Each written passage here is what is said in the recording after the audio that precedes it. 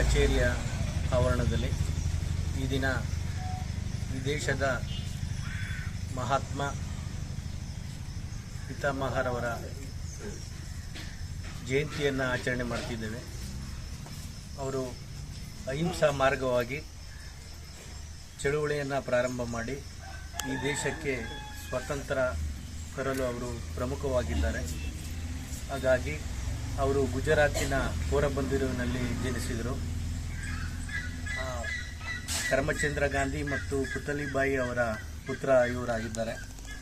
ಇವರು ದಕ್ಷಿಣ ಆಫ್ರಿಕಾದಲ್ಲಿ ವಿದ್ಯಾಭ್ಯಾಸವನ್ನು ಮುಗಿಸಿ ವಕೀಲ ವೃತ್ತಿಯನ್ನು ನೆರವೇರಿಸಿ ತದನಂತರ ನಮ್ಮ ಭಾರತ ದೇಶಕ್ಕೆ ಬಂದು ಬ್ರಿಟಿಷರ ಆಳ್ವಿಕೆಯನ್ನು ನೋಡಿ ನಮ್ಮ ದೇಶಕ್ಕೆ ಸ್ವತಂತ್ರವನ್ನು ತಂದುಕೊಡಬೇಕು ಅನ್ನೋ ನಿಟ್ಟಿನಲ್ಲಿ ಕಾಂಗ್ರೆಸ್ ಚಳುವಳಿ ಹೋರಾಟವನ್ನು ಒಂದು ಸಂಸ್ಥೆಯನ್ನು ಕಟ್ಟಿ ಅವರು ಆ ಒಂದು ಸಂಸ್ಥೆಯ ಮುಖಾಂತರ ಎಲ್ಲರೂ ಸ್ವತಂತ್ರವನ್ನು ಗಳಿಸಬೇಕು ಅನ್ನೋ ಒಂದು ಅವೇರ್ನೆಸ್ಸನ್ನು ನಮ್ಮ ದೇಶದ ಜನರಿಗೆ ಸಾರಿ ಅವರು ಅಹಿಂಸಾ ಮಾರ್ಗವಾಗಿ ಚಳುವಳಿಯನ್ನು ಪ್ರಾರಂಭ ಮಾಡಿ ನಮ್ಮ ದೇಶಕ್ಕೆ ಸ್ವತಂತ್ರವನ್ನು ತಂದುಕೊಟ್ಟಿದ್ದಾರೆ.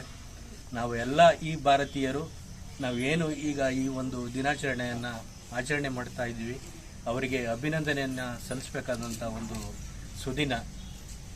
ಹಾಗಾಗಿ ಅವರ ಸಿದ್ಧಾಂತಗಳು ಸತ್ಯಮೇವ ಜಯತೆ ಮತ್ತು ಸ್ವಚ್ಛತೆಯ ಕಡೆಗೆ ನಮ್ಮ ದೇಶ ಮುಂದೆ ಸಾಗಬೇಕು ಅನ್ನೋ ವಿಚಾರವನ್ನು ಸಿದ್ಧಾಂತವನ್ನು ಇಟ್ಕೊಂಡು ಗಾಂಧೀಜಿಯವರು ಈ ಹೋರಾಟವನ್ನು ಮತ್ತು ನಮ್ಮ ದೇಶವನ್ನು ಅಭಿವೃದ್ಧಿಯತ್ತ ತರಬೇಕು, ಹಳ್ಳಿಗಳು ಅಭಿವೃದ್ಧಿ ಆಗಬೇಕು ಅನ್ನೋ ಒಂದು ಉದ್ದೇಶ ಇಟ್ಕೊಂಡು ಈ ನಮ್ಮ ದೇಶಕ್ಕೆ ಅವರು ಸ್ವತಂತ್ರ ಹೋರಾಟ ಮಾಡಿ ಅಹಿಂಸಾ ಮಾರ್ಗವಾಗಿ ಮತ್ತು ಉಪವಾಸ ಸತ್ಯಾಗ್ರಹವನ್ನು ಕೂಡ ಒಂದು ಕೈಗೊಂಡು ನಮ್ಮ ದೇಶಕ್ಕೆ ಸ್ವತಂತ್ರವನ್ನು ತಂದುಕೊಟ್ಟಿದ್ದಾರೆ.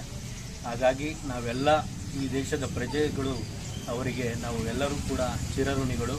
ಅವರ ಸಿದ್ಧಾಂತವನ್ನು ಮತ್ತು ಅವರ ಗುರಿ ಉದ್ದೇಶವನ್ನು ನಾವು ಪಾಲನೆ ಮಾಡಿ ನಮ್ಮ ದೇಶವನ್ನು ಅಭಿವೃದ್ಧಿಯತ್ತ ಕೊಂಡೊಯ್ಯಬೇಕಾಗಿದೆ.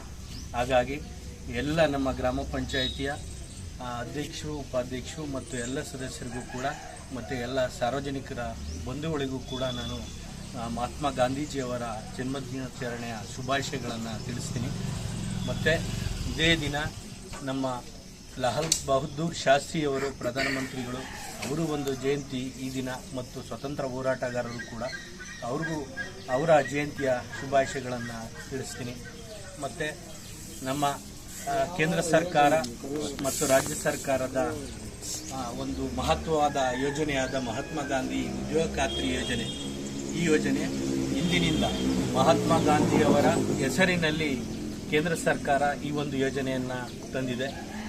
ಈ ಯೋಜನೆಯ ಮುಂದಿನ ವರ್ಷದ ಕ್ರಿಯಾಯೋಜನೆ ತಯಾರಿಸಲು ಇಂದಿನಿಂದಲೂ ಕೂಡ ನಾವು ಸಾರ್ವಜನಿಕರಿಗೆ ಎಲ್ಲ ರೀತಿಯ ಅವೇರ್ನೆಸ್ಸನ್ನು ಕೊಟ್ಟು ಮನೆ ಮನೆಗೆ ನಾವು ಕರಪತ್ರವನ್ನು ಹಂಚಿ ವೈಯಕ್ತಿಕ ಕಾಮಗಾರಿಗಳು ಮತ್ತು ಸಾಮೂಹಿಕ ಕಾಮಗಾರಿಗಳನ್ನು ಇಂದಿನಿಂದಲೇ ಬೇಡಿಕೆ ಪಟ್ಟಿಯನ್ನು ಇಟ್ಟು ನಾವು ಕ್ರಿಯಾಯೋಜನೆ ತಯಾರು ಮಾಡಲು ಗ್ರಾಮ ಪಂಚಾಯಿತಿಯಿಂದ ಸಿದ್ಧತೆಯನ್ನು ಮಾಡಿಕೊಳ್ತಿದ್ವಿ. 12/11/2024 ಒಳಗೆ ಗ್ರಾಮ ಸಭೆ ಮತ್ತು ವಾರ್ಡ್ ಸಭೆಯನ್ನು ಮುಕ್ತಾಯ ಮಾಡಿ ನಾವು ತದನಂತರ ತಾಲೂಕ್ ಪಂಚಾಯಿತಿಗೆ ಡಿಸೆಂಬರ್ಗೆ ಕ್ರಿಯಾಯೋಜನೆ ಸಲ್ಲಿಸಬೇಕಾಗಿದೆ.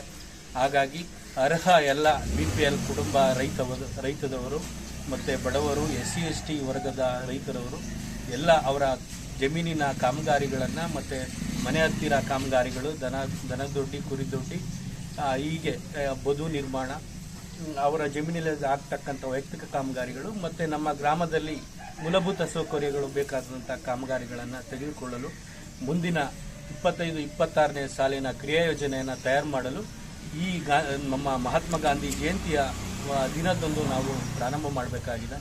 ಹಾಗಾಗಿ ನಾವು ಗ್ರಾಮ ಪಂಚಾಯತಿ ವತಿಯಿಂದ ಮನೆ ಮನೆಗೂ ಕರಪತ್ರಗಳನ್ನು ಹಂಚಿ ಎಲ್ಲ ಸಾರ್ವಜನಿಕರಿಗೆ ಈ ಒಂದು ಯೋಜನೆಯ ಸದುದ್ದೇಶ ಮತ್ತು ಗುರಿಯನ್ನು ತಿಳಿಸಿ ನಾವು ಈ ಒಂದು ಯೋಜನೆಯನ್ನು ಯಶಸ್ವಿಗೊಳಿಸ್ತೀವಿ.